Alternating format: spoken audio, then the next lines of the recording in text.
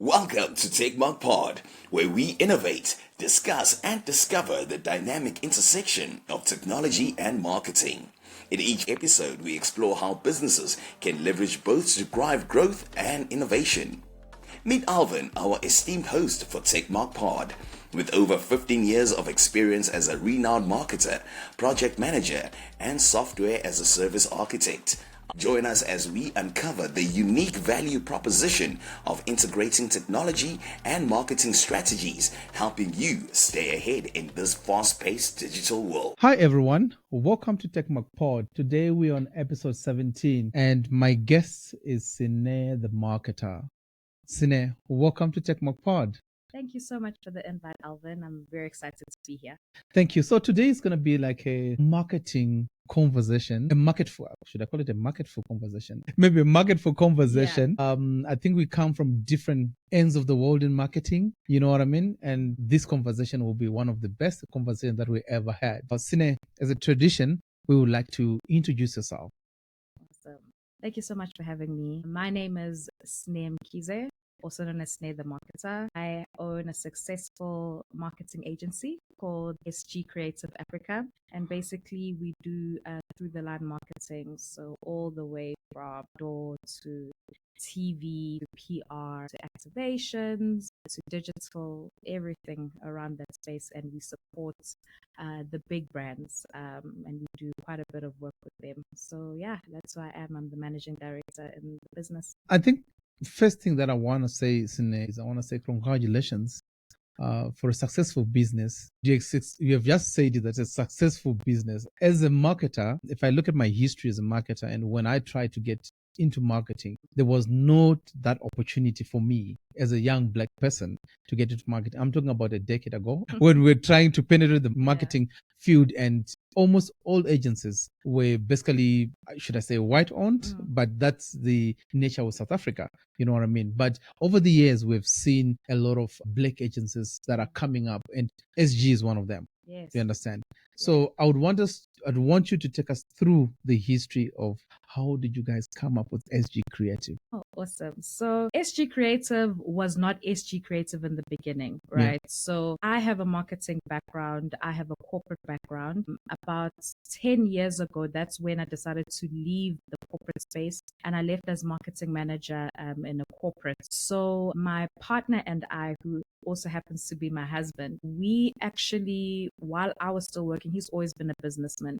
But while I was still working in corporates, we always had this knack that we can do a lot on our own, that we are business people. And there's so much missing within the marketing space. And also with the youth unemployment being absolutely crazy, we decided that let's start these seminars that excite and inspire young people to believe in themselves, right? So while I was still in the corporate space, working in there as an employee, we created Siyabangena Seminars, which was a series of seminars. We would go into the township and they would be free for the youth, and we would invite, and this was actually quite smart. It was a strategy to also communicate with marketing directors and directors just in general to come into the township and inspire young people. So to them, it's like a CSI giving back thing, not necessarily a business thing, but we knew where we were going with it. We knew we were going with it. So we would invite all these marketing directors and directors to come through and inspire young people to get into business. This is what marketing is. This is how you do it. This is how you get people to listen to you. And we started to grow our network while also empowering young people. Eventually, the business grew and they started coming to us for marketing because we were very good with our PR. We used to go to every single news outlet you can think of to speak about these seminars, and they would see that. And eventually we had some of them come up to us and say, why can't you do some marketing for us? You're very good with PR. You're very good with marketing. Please do this for our brand. And that's actually how it started. It wasn't necessarily we are going to do marketing. We started empowering young people, and that somehow brought in the networks in a very authentic way. And we started working together from there onwards. And yeah, SG Creative was built. As you are speaking about it, I'm just realizing how important is networking. Oh, yes. Because that's exactly what happened. So you networked with these marketing managers, and then that became a profit business out of the MPO. 100%. So yeah, networking is the key to business. Yeah. People invest in people. So a business can exist, but how you present yourself, your aura, your knowledge, your skill, your expertise, your people skills, that is actually what gets someone to sign off an invoice for you. It's not necessarily that, oh my goodness, they are so great. You can be the best. You could be the best, but because you don't know how to communicate and put yourself out there and do business development and create relationships, you will not grow as fast as you should, because it's the people that get you to that point. So anyone who says I'm self-made, I can do this on my own, it's an absolute lie. To grow in business, we keep unlocking doors for each other and walking each other through that door. So if you are very skilled, very knowledgeable, you've got a lot of experience, but you struggle with people, your network won't grow and you will almost reach a ceiling. You're going to need to just come out of your shell if you struggle with that. Definitely. Yeah. So I want to go back from you transitioning from being a marketing manager into a business owner. I think before the podcast, we talked about this transition being a difficult transitioning from corporate to business ownership. Let's talk about that. Oh, it's not easy. You kind of have to shift your personality style, because if you were a marketing manager or a marketing director in corporate, you always had a say and people would listen to you. You actually could veto certain decisions depending on how high up you are in corporate. You had a team that would listen to you. If you had a thought, or if you disagree or agree with a certain thing, you could approve things. Now, when you go into being the supplier, it's totally different. You are there to constantly prove and entice a customer or a client to believe in what you see. And there are a lot of no's within that. So if you're so used to yeses and being in a position to constantly approve, and now you're on the other side of trying to get people to understand what your value is and where this could go, you could get a bit frustrated if you do not switch your personality style to be more patient, to be more accommodating, and also to be more resilient in the face of no's. So when you get comfortable in corporate, hearing no and having to explain yourself a lot becomes exhausting when you're outside. And I've seen how a lot of people who've tried to shift from being an employee at a senior level and shifting to be a business owner, what a big struggle it is. That was a downgrade financially. Absolutely. So there's a lot of downgrade that you need to do and sacrifice to just make it work. So I think it's a mindset as well. Yes. And what you'll find is that even those that respected you and humbled themselves towards you when you were senior, it was because they were the suppliers and they needed your yes. When you are now out of that position, the power shifts a bit. And so you may have thought that because they had that position and treated you that way while you were inside, the minute you go outside, the power shifts and they don't treat you the exact same way. There are very few people who looked at you as a senior personnel, and when you're outside, you're now on your own. Very few people treat you the same way as you did when you were senior. So you actually start from the bottom. Definitely. You start from the bottom. Yeah. Okay. That's quite interesting. So let me tell you something. When I started marketing, right, I remember looking at jobs like from companies like Tiger Brands. I have to say the name, but from Tiger Brands. And I remember looking at their product line and I'm like, no, I can see myself in there as a marketer, but I never had the opportunity to be inside that world of marketing. Do you understand? And then when I went to your website and I'm like, no way. What's happening here? We work with big brands. You understand what I mean? Yeah. I was blown away. There was a wow effect. Like, wait a minute, this is what I'm talking about. So I want you to explain to me, like a 2-year-old, for the benefit of everyone who's listening or watching. But TTL marketing and below the line marketing and all that stuff is almost technical. Do you understand? But let's say there is a small to medium enterprise business owner and they want to understand what is it that you do for these big brands that can apply maybe to their own brands. Okay. So firstly, to work with these big brands, it requires, you need to have the knowledge. Yeah. So you have to behave as if you're already one of the big agencies. And I think that's how we've always been from the very beginning. We didn't come in as we are a small agency and we can please give us this opportunity. And we never treated ourselves that way. So even the energy that we bring into how we do our proposals, how we present ourselves, all of that. It was as if we were already one of the big ones, right? So you couldn't tell. You couldn't tell because I could see it from the other side, being within corporates. How do these big agencies act? How do they do this? And I took all of that knowledge and I implemented it into our business. So you couldn't see the difference between small and big. You would only see it in small things, maybe how big the team was, because naturally we are smaller. But yeah, so what we do for these big brands and what through the line marketing is if, let's say, for example, let me give Compro as an example. So Compro. So if you put it into context, Compro, it's a medication. That's right. That's right. Okay, so I just want to put it into context. Maybe someone will be like, "What's Compro?" Yes, Compro. Yes, Compro. That the headache and pain medication comes in tablets and powder format. Yeah. So, for instance, the corporate there is Adcock, and they needed assistance with Compro, right? So Compro needed to just really push their marketing and people to see what this thing is. People know a lot about Grandpa. Yeah. I don't know if we can mention these. I'm not so sure if they're competitors. They're owned by the same company. They are competitors. So Grandpa has been the leader. They so we are very good at building up the challenger brand. Yeah. Right.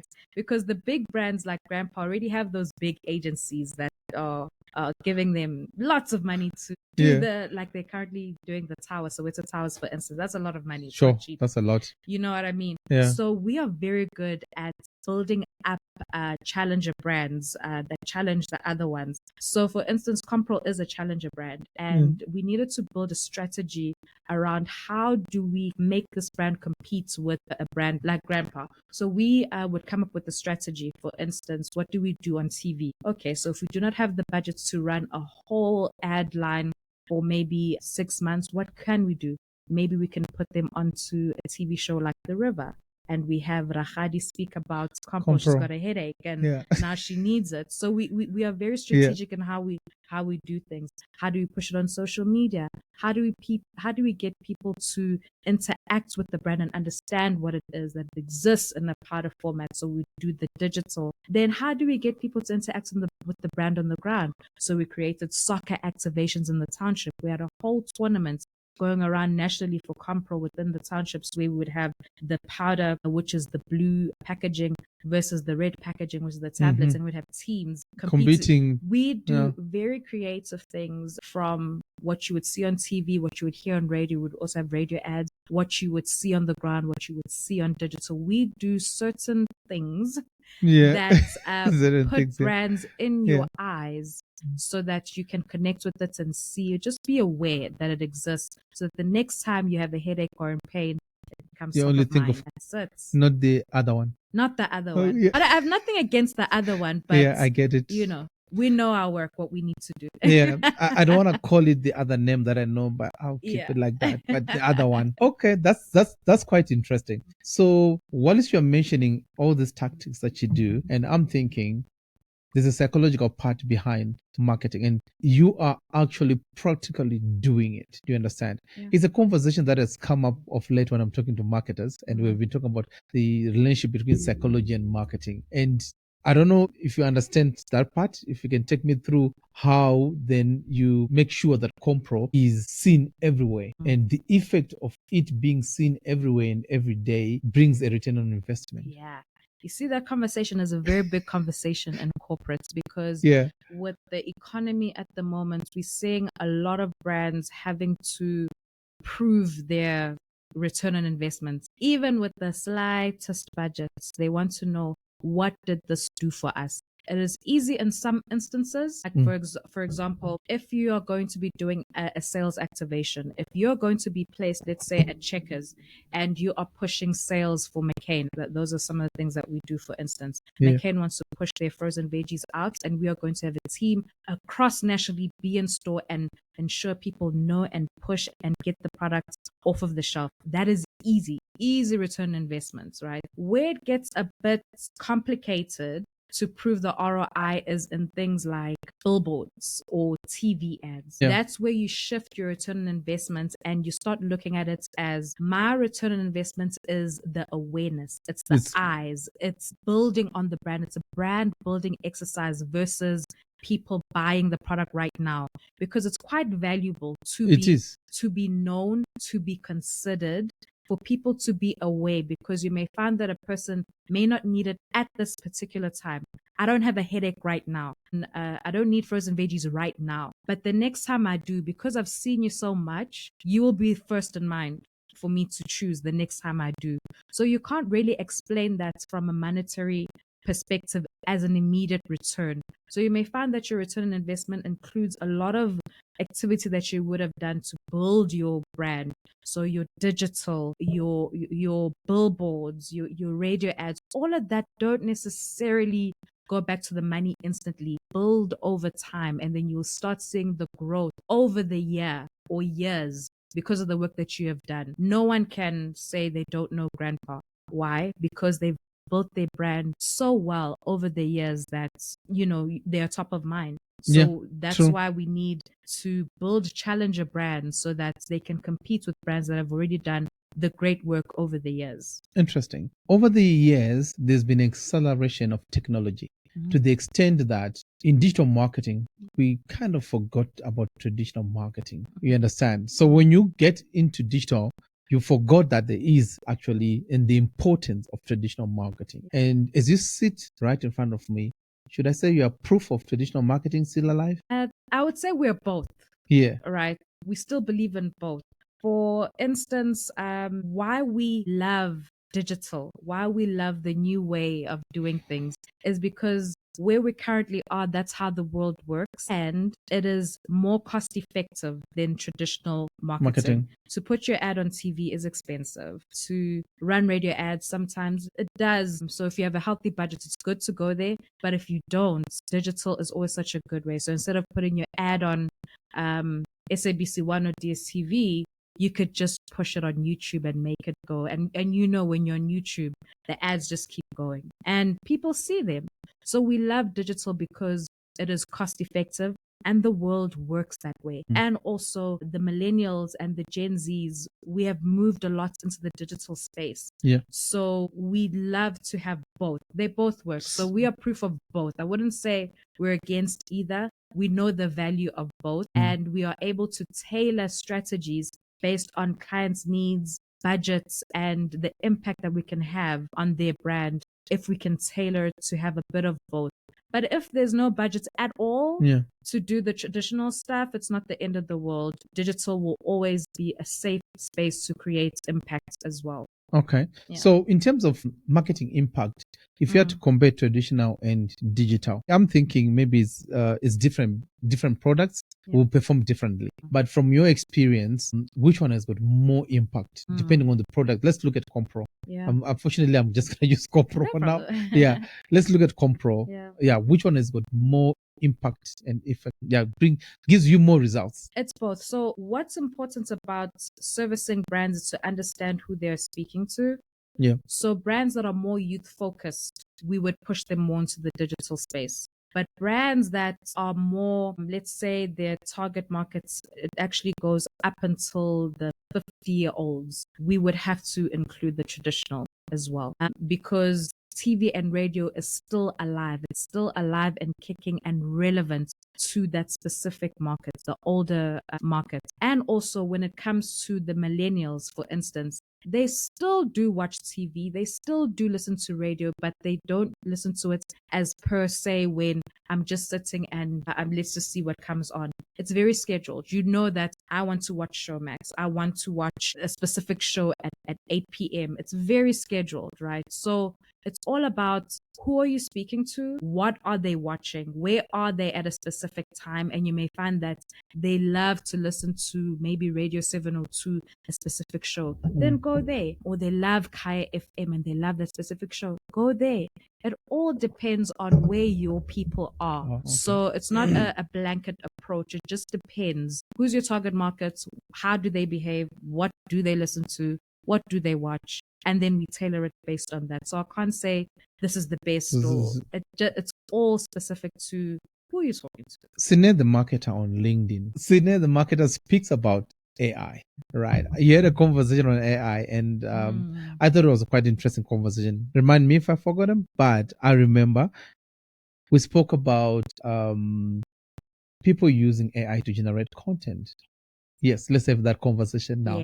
So I'm a copywriter at heart. I love using words. I love writing. I love speaking. I love good grammar. I can put it that way. Yeah. I love good expression. That's just how I've been. I used to be a poet when I was in high school. So that's a passion of mine, to be able to use words to get people to feel and understand your Yeah. topic. So with the emergence of AI, it is very easy for a person like myself to see when no efforts was put in, no human intervention was there when a person writes a status, when they write a piece. It shows itself in certain ways, and I can't explain it to the T. It's just a skill whereby you see how this is structured and you can tell that a machine wrote this. So what I love about AI, I'm not against AI at all, copywriting with AI. It is absolutely amazing, especially because if you just don't have the right words to explain what you're saying, it can craft it nicely for you, but it forgets to humanize sometimes. Even if you tell it to humanize this, sometimes it doesn't quite get it there. So I think it's a marriage between the human and the machine to work together to create good expression, good communication. When you allow the machine to create a strategy for you, to create a post for you, to create a piece for you, it is evidence. It is evidence. And I can't explain it. But when you see it and you are a copywriter at heart, you can see this was AI. You can see ChatGPT had too much to do with this, and it had very little to do with this person. And also just how you speak. If you know how a person communicates, and all of a sudden that piece that they wrote is just no, you could just tell that is not how you speak. It actually forgets who you are. The machine doesn't know truly who you are, so it guesses. The tonality is lost. Yeah, you can try to craft it, but like I said, for someone who is a copywriter at heart and enjoys good communication, you know and feel an authentic piece that had no human in it, and vice versa. We can tell. Okay, cool. That was quite an interesting conversation. When you said it, I was like, okay, this is real. Because that marketers, I mean, we marketers who started in traditional marketing, we can tell, basically, right? And then there's a conversation when you are coming up. You said you wanted to meet Dr. Maponya. I think you need to tell us a story.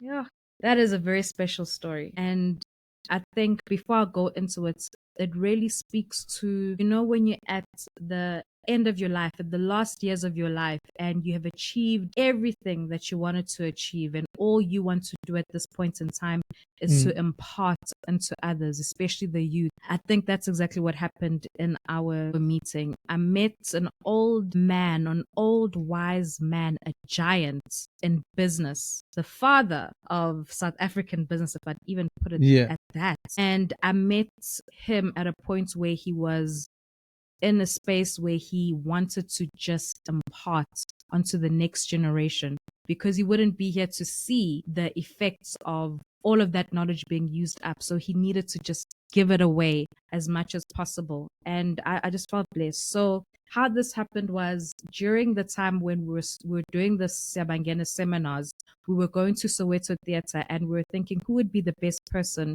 to excite these young people to, who would be the crowd puller? Black excellence. Who is the Black excellence, the pioneer of it all? True. In Soweto, in fact, in South Africa. That's huge. And Dr. Richard Maponya is exactly that. He was everything, so inspiring. The things he achieved under the apartheid regime, to be that successful in that time and that resilience, it makes us believe we can do anything that we put our minds to. So we thought, who would be this person? And we thought big, and that's who we are. We are dreamers. We think big. We don't think small. Who's that one person that is big in South African business? And we thought of Dr. Richard Maponya. So we had a journalist that we had come across, and he had mentioned that he does know. He had once interviewed Dr. Richard Maponya, asked for the number, and said, do not tell him I gave his number. This is, I don't want to get into trouble. We said, no problem. It's okay. He gave me the number and I called him, and I was still at the office. I was still in corporate at the time. I went into my little corner, picked up my cell phone, and I called the number. And he answered. And I had my little 1-minute pitch. This is who we are. We would really appreciate the opportunity to have you come to the seminar and speak to the young people. And before I could even finish, he just got it immediately. It was like, please come. Can you meet me now? Please come now. What? Yeah. Thinking, first of all, what a positive response. And he got it immediately. Yeah. I dropped everything. I was like, I'm taking my lunch break. Or I don't remember what I said. I'm out. I'll see you. I'll be back. Got into the car, went with my business partner. He gave us, his secretary sent the address, and we went. When we got there, we thought it was maybe the business park, his business address. It was actually his home. So he was actually working from home. He has an office in his home, and they let us in. He was expecting us, and he welcomed us so warmly into his space, and he wanted to hear what we had to say. We had our whole spiel about empowering the youth, and yeah, he listened to us, and after listening to us, he gave us maybe an hour of just imparting business knowledge. That's amazing. And kindness and the spirit of Ubuntu and the spirit of respecting each other as young business people, as Africans, as, you know, how do we support each other? It's like he needed us to know that you're doing the right thing, keep going, love each other, and do business right. You're going to succeed. That's all we need. That's all we need. We don't need money. We need those words that will keep us positive. Yeah. You know what I mean? Yeah. So listening to you and what you have done with Siabangena, meeting Dr. Mpamponya, creating SG Creative with your husband. And I think I read somewhere where you actually did a children's book, right? That's so right. you did so all these things that you have done have built Sne the Marketer as a brand. That's right. Have you thought about that? It's all accumulative, you know. It's experience, all accumulative, and it builds Sne the brand. So let's talk about the book, because it's adding to everything that you are right now. Yes, that's a passion project. So I am a big believer in language preservation. Yeah. So our South African indigenous languages, I believe they are in danger because because we are not speaking them enough to our children. And when they go to school, it's English all day. And then when they come home, it's English all day. So they're not getting the opportunity to hear and engage in their home language. So by the time that they are our age, they won't be able to be as fluent in South African indigenous languages like, you know, we are, how we were brought up by Goko and our parents are speaking our languages at home. So Zanna Books is the series, and it's basically a Pictionary, you know, for toddlers and for parents and teachers to be able to show their children, this is what a couch is in isiZulu, this is what a bed is in isiZulu, and it sounds it out for you in the language in the specific book. So it's really a passion project just to aid teachers and parents to teach young people in a fun way, because there's not enough material anyway in our own languages, right? So I am adding a little bit into the sea there, a little drop in the ocean, and hopefully we can create more as time goes on to just help in that journey of preserving our languages. That's actually a good initiative. But what I wanted to tell you is, for me, it only amounts to building of Sne the Marketer. Everything that you have done, the little things that you have done, they've come up to Sne the Marketer today. You know what I mean? Let's talk about the future. The future of marketing for SG Creative, the future of Sne the Marketer. I know there's a couple of brands now. So there's SG Creative, Sne the Marketer. What kind of possibly the future, and what kind of what you call target markets, the people that you want to work with, or brands that you want to work with as you go along? Okay, so if I have to be honest with you, where the industry is right now, I honestly believe it is oversaturated now. So in the sense that there are a lot of marketing agencies and we are all providing a similar service. So it's very hard to break through unless you already have, and that's what I spoke about in the beginning, the network, the people that believe in you, that know your work, that know your skill. It's very hard to come into it now and compete because we offer similar services. And with the emergence of technology and AI, we are able to compete at the same level with a lot of agencies, right? So that is the reality of things at the moment. So where we are now, we are going to continue to do the great work that we do. We are going to continue to grow. However, we also want to move into a space where we own some of the spaces that we, that I can't reveal too much, but there is a big, maybe I can. Let's hear it. Yes. There's a big gap in the markets in the sense that, and we've experienced it over the years, that our clients have very big interests in the township market from a sales perspective, from a distribution perspective, but it gets a bit difficult to track and infiltrate that market outside of the wholesaler space, because that's where it ends in terms of being formalized. They know that they have sold to the wholesalers, and the wholesalers, they sell to the spazas. Yeah. So they basically most times track up until the wholesaler phase, right? So if you're selling, let's say, chips, knickknacks, I'm just going to say knickknacks, Yeah. you know how much you've sold across the big wholesalers, and you know that those wholesalers will now sell to the different spazas and the smaller stores in the township. But you don't really know how wide that goes, right? Because you are competing up against unknown brands, competing against foreign brands as well. You know the issue that we've had in terms of spaza shops, the spaza shops, selling brands that we don't know, children getting sick, just a lot of non-regulation happening products, in that. Yes. So there is a huge gap there where within the township, how do we create a distribution channel beyond the wholesaler markets? Because there's a lot of sale happening outside of the wholesaler markets. And who's getting that? It's the spazas that are bringing the unknown brands, or brands that are not necessarily the South African big corporates. There's a big gap there. And they need to get into that, right? So we are interested in getting into that space, although I'm not going to give the full detail of how, but we want to start giving corporates a space more over the wholesaler environment within the townships to be able to sell their products and understand how far it can go and compete with the brands that we don't really know of. Yeah. That's where we go. It's about ownership now. It's no longer about providing just a service. It's about owning the distribution channel. It's about selling the products on their behalf, and they come to us to get their product out there versus us saying, hey, we can help you market it.